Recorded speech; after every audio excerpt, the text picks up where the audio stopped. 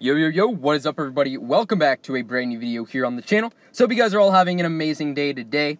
Stay tuned for an interesting video, probably coming out hopefully today. Fingers crossed, I'm recording some of the parts for it. It's gonna be an interesting one, I don't know, we'll see. So turn on notifications, all that jazz, if you want to be within the first couple to see it. Should be, I hope, funny video. Guess we'll see the feedback from it. But either way, apologize for the lack of videos the last couple days. Been pretty busy on this break. And yeah, so anyways, on to this guy, the man, the myth, the not really legend, kind of like an average, above average actually, warrior dragon Haku, or Haiku, I don't know. So honestly, I haven't done a whole lot of XP runs. I haven't been really active in the game the last couple days due to some extra stuff that I couldn't really control. However, with the double XP, I should be getting this guy up to, like, you know, Sapphire, probably, actually, wait, hold on, he's already above Sapphire, sorry, Harbinger and Vanguard, maybe even Empyrean, we'll have to see either way. So yeah, honestly, I'm really enjoying this guy.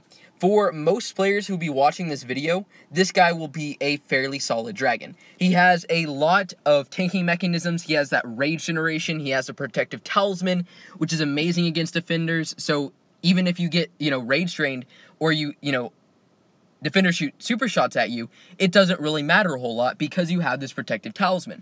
So it's an awesome combination. And I did some gameplay against defended bases, wiped him out, you know, 20 million plus defense more than this dragon had, and just no problem at all. Really impressed. As a higher level, would I use him in wars? Probably not. It's Zani, you know, the hunter class is more geared towards wars. Generally speaking, there are exceptions like Cert. But this guy is definitely not a terrible dragon. So how to rune it? He comes with one legendary, one epic, and then one mythic glyph. Now, personally, I don't really use a whole lot of the epic runes because I have better substitutes, you know? To me, personally, I find that using the legendary rune, and this goes for all divines, the legendary rune and the mythic glyph are normally going to be enough to buff the spells that he has. Because, in my opinion, you guys can disagree or whatever in the comment section, I would definitely appreciate it. Having that epic rune, is it really worth having that epic rune? Or would you rather have, you know, let's say a legendary rage? Especially on a sorcerer, let's say. You know, and then on Cert, do you really want that extra damage? Or would you rather have, by the way, he one-shots most buildings anyways, regardless of whether you have the rune or not. Or you could put the mythic, you know, sorcerer HP, which will help him dramatically. So, if you're a lower level, if you maybe don't have as many options in terms of runes yet because you're newer to the game, then you know what? Put the epic rune, put the legendary rune, and then put the mythic glyph on him.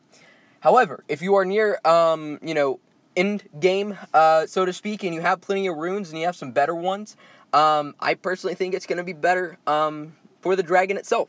So, personally, how I will be building him, well, if I built him, I probably won't because you never know when runes might be used. Because I personally will not find this guy very useful for me. I have better substitutes, so I'll save the runes in case they introduce something where we could, like, craft new runes with old runes. Please, PG, make it happen. So I'll put the legendary rune of warding and then the mythic glyph. What that leaves is a rune slot and then 2 glyph slots. Now, in terms of spells, there are no runes for any of these spells besides the runes that are in this guy's line.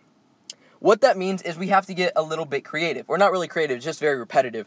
Your options are warrior HP, warrior attack, and rage. That's basically like all the ones that you can do. So basically, yeah, pretty much. No other runes will work on this guy. People ask, oh, you know, what do Havoc runes work on, you know, Avix's spell or Rampage because it increases damage? No, if the rune's name or whatever it says on the rune does not match exactly what the spell says, it will not work. So keep that in mind. So personally, what I would do for the rune, besides, you know, maybe wisdom or something like that, is rage is not going to be an issue for this guy. He already has 100% extra rage. He doesn't need it. What you will find more useful is attack. Personally, I see this guy needing a lot more attack than HP because, again, you have so many ways to gain HP. or to dodge damage. Literally every single spell does one of those things. It either dodges damage, like Protective Talisman, or or it gives him HP back. And Purifying Aegis has no cooldown. So that comboed with the Rampage, which increases your rage generation, on top of the Shrine Guardian, amazing combo. You'll never run out of rage, unless you get hit by Mage Shot, which, coincidentally, Protective Talisman helps you with that. So, honestly, really just go for the go for the attack. Helps you kill buildings faster, because, again, he is a warrior. And in the end of the day, one of their biggest issues with taking out bases is not being able to take out towers fast enough, and you have defenders repairing it, right? So you just can't kill a tower, you have things killing you, you have Mage Shots hitting you, and it's like, you know, this cluster mess, so to speak. So being able to kill a tower is extremely crucial. So personally, I would go for attack. Second kind of like priority would be HP. Never hurts for a warrior to have more HP, honestly. It just means he can tank more, so you have a little bit more of time, I guess, to use Rampage, to use Purifying Aegis, and all these other spells. Rage, I wouldn't waste runes on this guy for Rage, because again, he already has that 100%. Like, that's crazy overpowered. If you watch that video, guys, like, he legitimately never runs out of Rage. Like, it just keeps going. Like, within the time frame that Purifying Aegis is in effect, like, the duration, he gains 2 Rage to just use it again immediately as soon as it comes off of the duration, because there's no cooldown. So, like, he doesn't need Rage. Like, I've seen some screenshots of people sending it to me online. I'm like, guys, don't use Rage. But anyways, that is how I would build him personally. Let me know down in the comments if you agree, disagree, whatever the case may be. And, yeah, I will see you guys in the next video. Peace out, fellas.